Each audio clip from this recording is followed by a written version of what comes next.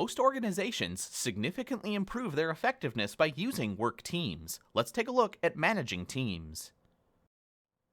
Work teams consist of a small number of people with complementary skills who hold themselves mutually accountable for pursuing a common purpose, achieving performance goals, and improving interdependent work processes. By this definition, computer programmers working on separate projects in the same department of a company would not be considered a team. To be a team, the programmers would have to be interdependent and share responsibility and accountability for the quality and amount of computer code they produce. Teams are becoming more important in many industries because they help organizations respond to specific problems and challenges. The work teams are not the answer for every situation or organization. If the right teams are used properly and in the right settings, teams can dramatically improve company performance. Organizations recognize significant advantages to the use of teams. Let's take a look. Companies are making greater use of teams because teams have been shown to improve customer satisfaction, product and service quality, speed and efficiency in product development, employee job satisfaction, and decision making. Teams help businesses increase customer satisfaction in several ways. One way is to create work teams that are trained to meet the needs of specific customers. Organizational structures, in which management is responsible for organizational outcomes and performance, teams take direct responsibility for the quality of products and services they produce and sell. Another reason for using teams is that teamwork often leads to increased satisfaction. Teamwork can be more satisfying than traditional work because it gives workers a chance to improve their skills. This is often accomplished through cross-training, in which team members are taught how to do all or most of the jobs performed by other team members. The advantage for the organization is that cross-training allows a team to function normally when one member is absent, quits, or is transferred. Teamwork is also satisfying because work teams often receive proprietary business information that typically is available to only managers. Team members also gain job satisfaction from unique leadership responsibilities that are not typically available in traditional organizations. Organizations recognize disadvantages of the use of teams as well. Let's take a look. The first disadvantage of work teams is initially high turnover. Teams aren't for everyone, and some workers balk at the responsibility, effort, and learning required in team settings. Social loafing is another disadvantage of work teams. Social loafing occurs when workers withhold their efforts and fail to perform their share of the work. Finally, teams share many of the disadvantages of group decision-making, such as groupthink. In groupthink, members of highly cohesive teams feel intense pressure not to disagree with each other so that the group can approve a proposed solution. Also, team decision-making takes considerable time, and team meetings can often be unproductive and inefficient. As the two previous subsections made clear, teams have significant advantages and disadvantages. Therefore, the question is not whether to use teams, but when and where to use teams for maximum benefit and minimum cost. If the type of reward, individual versus team, is not matched to the type of performance, individual versus team, teams won't work. However, studies indicate that the amount of autonomy possessed by a team is the key difference among teams. Autonomy is the degree to which workers have discretion, freedom, and independence to decide how and when to accomplish their jobs. The smallest amount of autonomy is found in traditional work groups, where two or more people work together to achieve a shared goal. In these groups, workers are responsible for doing the work or executing the task, but they do not have the direct responsibility or control over their work. Workers report to managers who are responsible for their performance and have the authority to hire and fire them, make job assignments, and control resources. Employee involvement teams, which have somewhat more autonomy, meet on company time on a weekly or monthly basis and provide advice or make suggestions to management concerning specific issues. Semi-autonomous work groups not only provide advice and suggestions to management, but also have the authority to make decisions and solve problems related to the major tasks required to produce a product or service. Semi-autonomous work groups generally receive information about budgets, work quality and performance, and competitors' products.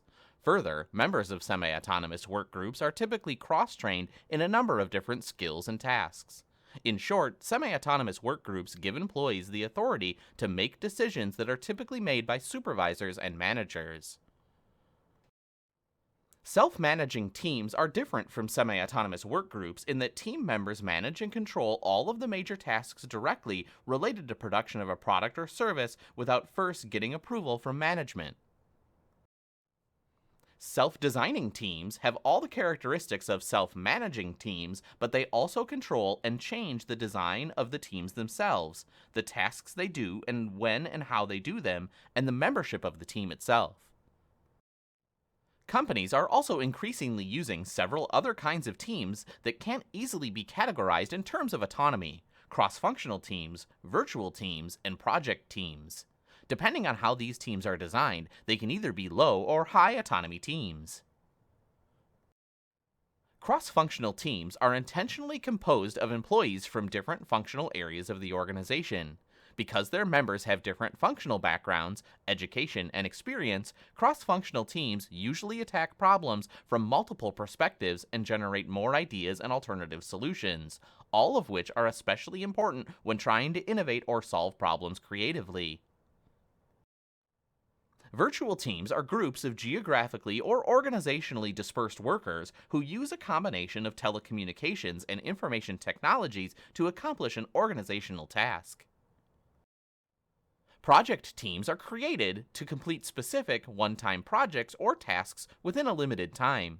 Project teams are often used to develop new products, significantly improve existing products, roll out new information systems, or build new factories or offices. The project team is typically led by a project manager who has overall responsibility for planning, staffing, and managing the team, which usually includes employees from different functional areas. Teams promote creativity, innovation, and flexibility in management.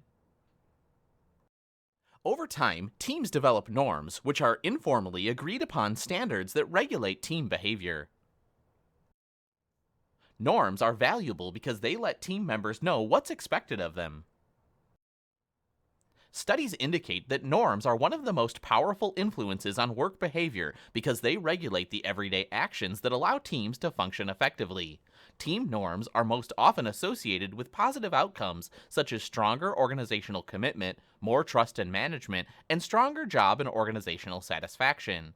Effective work teams develop norms about the quality and timeliness of job performance, absenteeism, safety, and honest expression of ideas and opinions.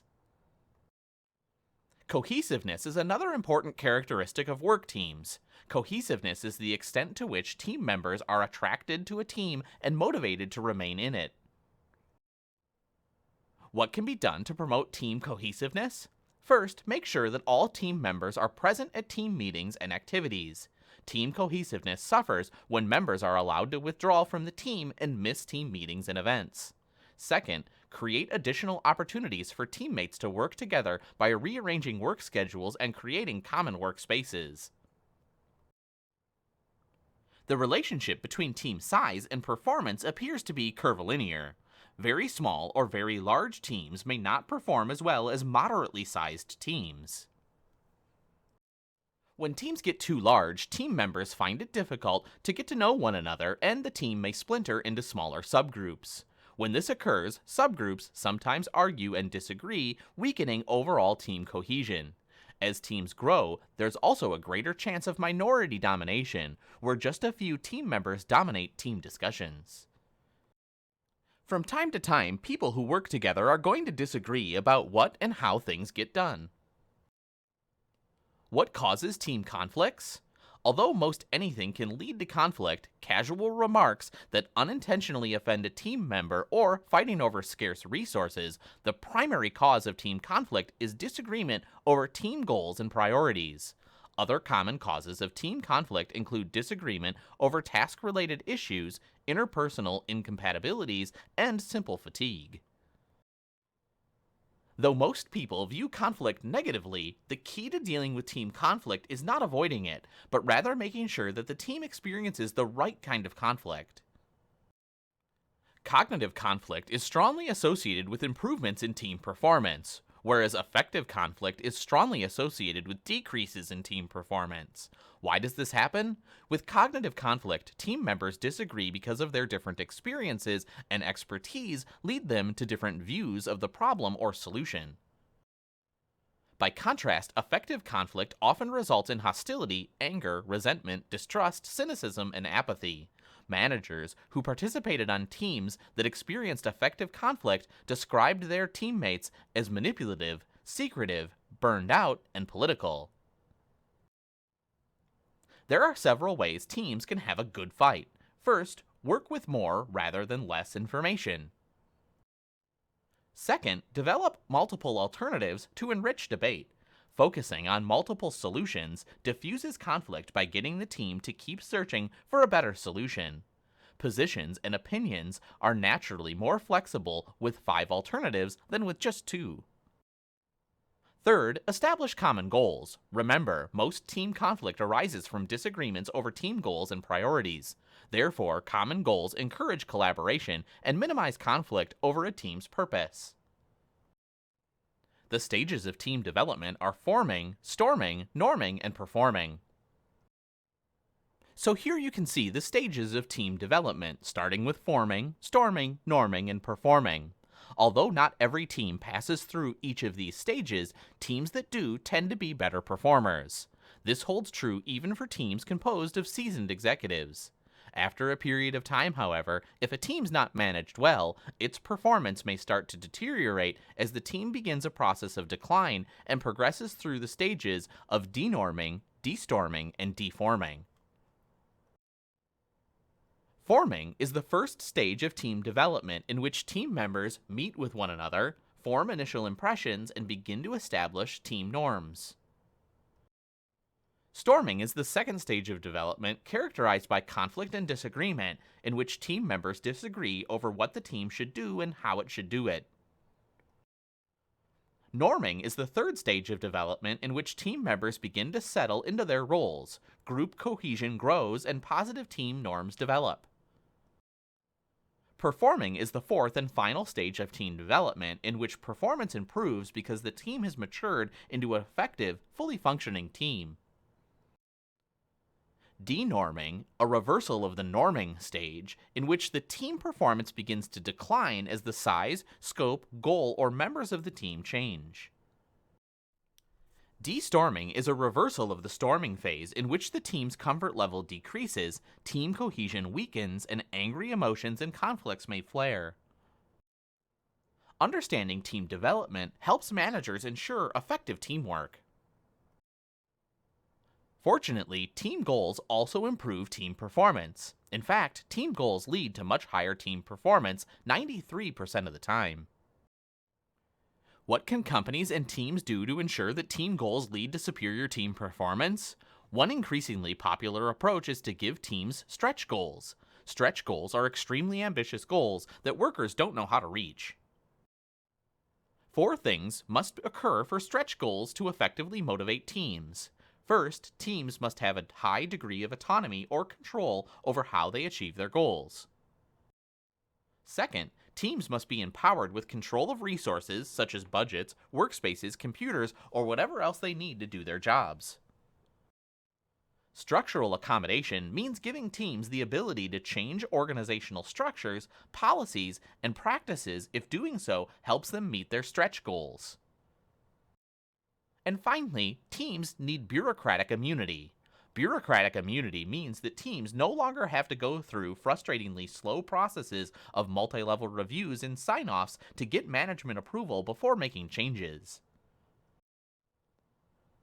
Once granted bureaucratic immunity, teams are immune from the influence of various organizational groups and are accountable only to top management.